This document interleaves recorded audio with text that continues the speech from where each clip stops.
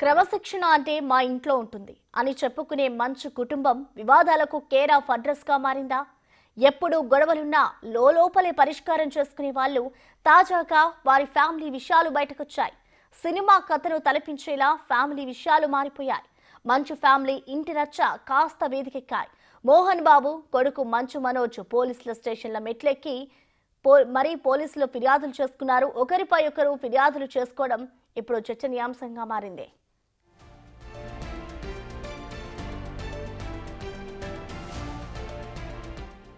తనకు ప్రాణహాని ఉందని గుర్తు తెలియని 10 మంది వ్యక్తులు తన ఇంటికి వచ్చి తనపై దాడి చేశారని పహాడీ షరీఫ్ పోలీస్ స్టేషన్లో మనోజ్ కంప్లైంట్ చేశారు.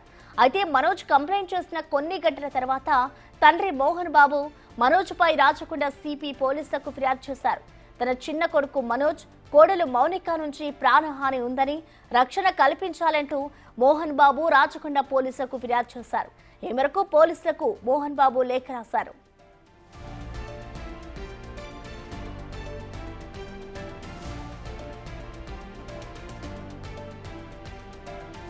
మోహన్ బాబు పోలీసులకు రాసిన కంప్లైంట్ కాపీలో తన చిన్న కొడుకు మనోజ్, చిన్న కోడలు మౌనిక నుంచి ప్రాణహాని ఉందని పేర్కొన్నాడు. వారిని తనకు రక్షణ కల్పించాలని మోహన్ బాబు తెలిపారు. తాను ఓ సీనియర్ సిటిజన్ అని, తాను 10 ఏళ్లుగా జల్పల్లిలో నివసిస్తున్నట్లు రాశారు. తన చిన్న కొడుకు మనోజ్ 4 నెలల క్రితం నుంచి ఇంటి నుంచి వెళ్లిపోయాడని, ఇప్పుడు తిరిగొచ్చి ఇబ్బంది పెడుతున్నారని తెలిపారు మోహన్ బాబు. అయితే మనోజ్, మౌనిక తన ఇంటిని ఆక్రమించుకునేందుకు ప్లాన్ చేస్తున్నారని, తన ఇంటిని శాశ్వతంగా ఖాళీ చేయమని తనను బెదిరించారని ఫిర్యాదులో పేర్కొన్నారు మోహన్ బాబు.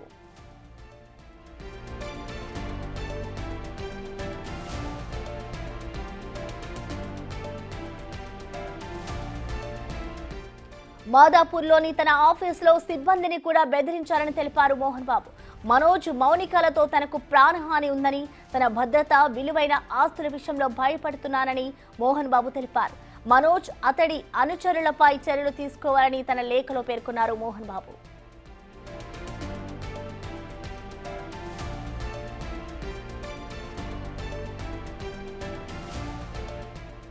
మనోజ్ కూడా పహాడీ షరీఫ్ పిఎస్ లో ఫిర్యాదు చేశాడు. తాను ఇంట్లో ఉన్న సమయంలో 10 మంది గుర్తు తెలియని వ్యక్తులు వచ్చి అరిచారని, అంతేకాకుండా దాడి చేశారని కంప్లైంట్ చేశాడు మనోజ్. ఇక ఈ ఫిర్యాదులో తండ్రి మోహన్ బాబు, అన్న మంచు విష్ణు పేర్లను ఎక్కడా ప్రస్తావించలేదు మనోజ్.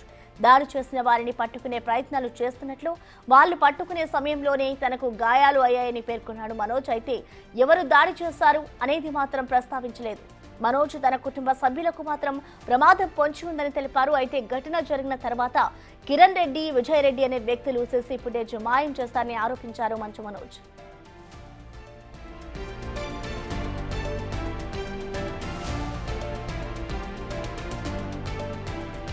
మనోజ్ తమకు ఫోన్ చేయగానే ఘటనా స్థలానికి చేరుకున్నట్లు పోలీసులు చెబుతున్నారు. తాము వెళ్లేసరికి మనోజ్ కుటుంబ సభ్యులు మాత్రమే అక్కడ ఉన్నారని, వేరే వ్యక్తులు ఎవరూ లేరని వెల్లడించారు పోలీసులు. ఇక మనోజ్ ఇచ్చిన ఫిర్యాదుతో దర్యాప్తును ముమ్మరం చేసినట్లుగా తెలిపారు. పూర్తి వివరాలు త్వరలోనే తెలుపుతామన్నారు పోలీసులు. మంచు మనోజ్కి సంబంధించిన దాడి విషయంపై పోలీసులకు ఫిర్యాదు చేయలేదు. కొద్దిసేపటి క్రితమే పోలీస్ స్టేషన్కి వచ్చి పాడి షరీఫ్ పోలీసులకి మంచు మనోజ్ ఫిర్యాదు చేశారు. ప్రస్తుతం మనతో పాటు పాడి షరీఫ్ ఇన్స్పెక్టర్ గురువారెడ్డి ఉన్నారు. ఒకసారి మాట్లాడదాం. మంచు మనోజ్ ఏమని ఫిర్యాదు చేశారు, అసలు ఏం జరిగింది? నిన్న 9 o'clock అతను ఇంట్లో ఉన్నప్పుడు, అతను వాళ్ళ భార్య పిల్లలు ఇట్లా ఉన్నప్పుడు ఫ్యామిలీ మెంబర్స్ సడన్గా ఒక 10 మంది వచ్చారేమో, అన్నోన్ పర్సన్స్ వచ్చి అరుచుకుంటూ వచ్చారు. ఎట్ ఈ టైం నన్ను చూసి వాళ్ళు పారిపోయే ప్రయత్నం చేశారు. అప్పుడు వాళ్ళని పట్టుకునే ప్రయత్నంలో నాకు కూడా ఇంజురీస్ అయినాయని చెప్తున్నారు. ఆ తర్వాత కూడా వాళ్ళ హాస్పిటల్కు వెళ్ళడం జరిగింది. దాని తర్వాత వచ్చేసరికి సీసీటీవీ ఫుటేజ్లు కూడా అన్నీ మాయమైపోయినాయి. విజయ్ అండ్ కిరణ్ అనే వాళ్ళు తీసిన్నారని ఆయన పిటిషన్లో పేర్కొన్నారు. ఈ విషయమై మేము కేసు రిజిస్టర్ చేసుకుని దర్యాప్తు చేస్తున్నాం. అంటే నిన్న ఎప్పుడు దాడి జరిగింది అంటున్నారు, వాళ్ళ ఇంట్లో హై సెక్యూరిటీ ఉంటుంది, ఎవరు వచ్చారు, ఎంతమంది వచ్చి ఎలా దాడి చేయబోయారు సార్? ఇది నిన్న 9 o'clock జరిగింది, 9 to 10 అని చెప్తున్నారు. ఏ విధంగా వచ్చారు, ఎట్లా వచ్చారు అనేది అతను ఏం చెప్పలేదు. అదంతా మా ఇన్వెస్టిగేషన్లో తెలుస్తుంది. ముందు విషయాలన్నీ బయటపడతాయి. ఫిర్యాదులో ఎవరి పేర్లు మెన్షన్ చేశారు, అతను ఎప్పుడు వచ్చారు, అసలు ఎందుకు దాడి చేయాల్సి వచ్చింది ఏమైనా మెన్షన్ చేశారు? అదంతా మెన్షన్ చేయలేదండి. అది ఏమున్నది అనేది, ఎందుకు వచ్చారు, ఎవరు వచ్చారు, వాళ్ళందరి పేర్లు కూడా మెన్షన్ చేయలేదు. ఎందుకు అనేది కూడా ఏం మెన్షన్ చేయలేదు. ఇవన్నీ మేము దర్యాప్తులో తెలుసుకుంటాం. అంటే సీసీ కెమెరాలకు సంబంధించిన డీవీఆర్ మిస్ అయింది అంటున్నారు కదా, ఆ మిస్ అయింది ఎప్పుడు మిస్ అయింది అంటున్నారు? నిన్న పోయి వచ్చిన తర్వాత చెప్తున్నారు, ఎక్కడ తీసుకెళ్ళింటారు అసలు? అని నేను ఈవినింగ్ హాస్పిటల్కి వెళ్ళినట్టున్నాడు, ఈవినింగ్ వచ్చేసరికి లేదని చెప్తున్నారు. మీకేమైనా మెడికల్ రిపోర్ట్స్ కానీ ఆ గాయాలకు సంబంధించిన ఎవిడెన్స్ అందించారు? లేదు, హాస్పిటల్కి వెళ్ళానని చెప్పాడు, అక్కడి నుంచి మేము కలెక్ట్ చేసుకుంటాం. అంటే ఇప్పుడు దాడి జరిగిందని చెప్తున్నాడు, కాలికి కానీ మెడకి కానీ గాయాలయ్యాయి, హాస్పిటల్లో ట్రీట్మెంట్ తీసుకుంటారు. అట్లాంటి దేంతో దాడి చేశారు అసలు వచ్చిన వాళ్ళు? అంటే అతను ఆ స్కఫుల్లో నాకు ఇంజురీస్ అయినాయని చెప్తున్నాడు.